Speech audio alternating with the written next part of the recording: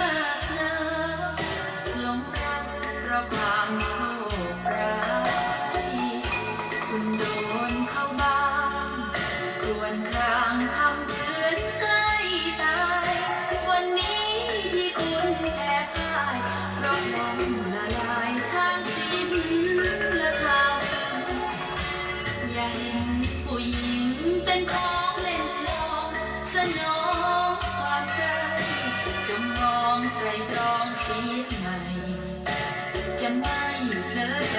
ชอบช้ำผู้หญิงผู้ชายหัวใจก็เท่ามือกำวันไหนหัวใจโดนย้ำรู้เจ็บรู้จำเท่ากันอันความจริงใจคุณคือผู้ชายยอดรัก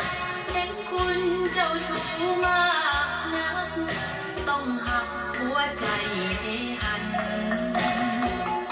มองหาคนใหม่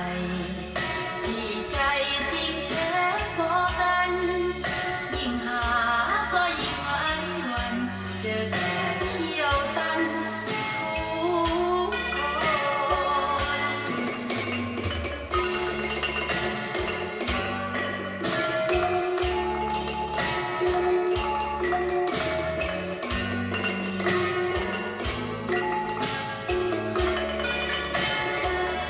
อันความจริงใจคุณคือผู้ชายยอดรักเห็นคุณเจ้าชู้มากนักต้องหักหัวใจให้หันมองหาคนใหม่ที่ใจจริงแท้พอกันยิ่งหา